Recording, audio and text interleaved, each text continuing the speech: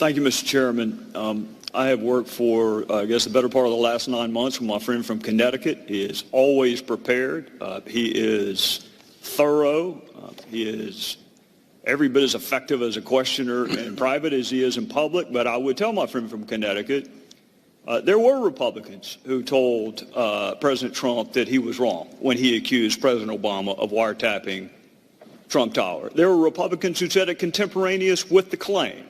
So I would just ask my friend from Connecticut, no matter how heated the political debate may get, don't ever lose sight of that fairness and don't lump everyone together.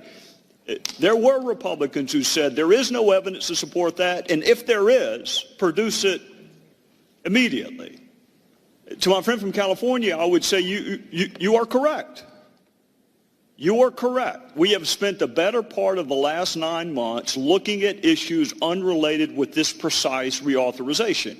But my friend from California is also experienced and bright enough to know that if the problems can manifest themselves in one surveillance program, they can certainly manifest themselves in another, because it's the same techniques, it's the same principles, it's the same players. So why would we wait until similar problems manifest themselves? Why not fix it before it happens? The issues, the word illegal was used in connection with unmasking.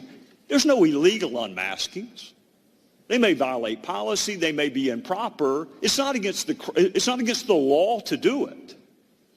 But we've both been in the room. All three of us have been in the room when principals with almost precisely the same job description had wildly disparate unmasking numbers. That doesn't mean a crime was committed. It doesn't even mean the motive was nefarious.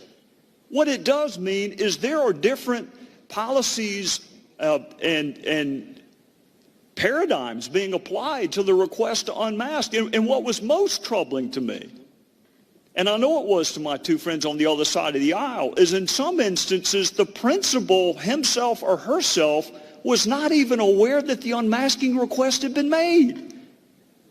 That's not what we want. If we're going to trust a national security advisor, we're going to trust an attorney general with the power to unmask a fellow citizen's name, at least make sure it is the principal doing it. And we were all there. And we were all, I think, surprised at the testimony.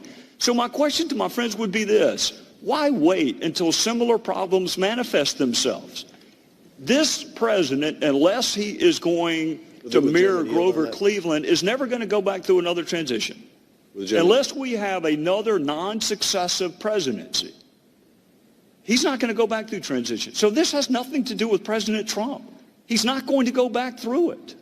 It has to do with the next Democrat administration, the next Republican one. And more than that, it has to do, it wasn't 10 months ago, we sat in this room with Admiral Rogers and Director Comey, and we put them on notice that this agreement, this tacit agreement that we have between government and the American people, that we're going to empower you, but you have to be good stewards of that power. And we put them on notice that there were issues.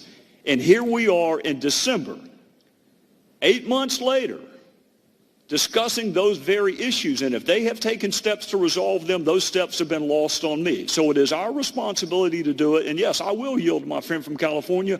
But what I would ask him is, why would we wait until similar issues manifest themselves in this surveillance program? And I would ask my colleague, why did you wait? You're in the majority. You could have introduced an unmasking bill. You could have taken it up at any time.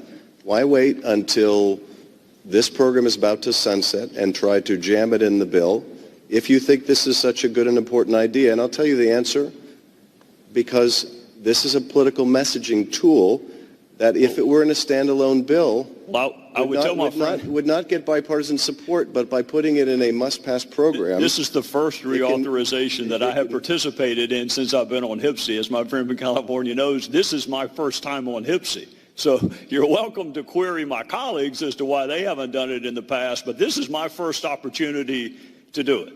So I'm not a Johnny-come-lately to it. I was talking about it to Comey and Rogers, having been on this committee for a month. So you can query my colleagues, But you and I both know this is the first time I've been through a reauthorization on this program. And I'm not questioning my colleagues' good faith here. I'm just saying, if this was as pressing an issue as my colleagues in the majority make out, there was nothing preventing them over the last 6 months from introducing a bill on the subject. But by putting it in a must-pass bill, a must-pass program, the effort is to shoehorn bipartisan support for a partisan narrative, and that is simply not what this should be used for. Time has expired.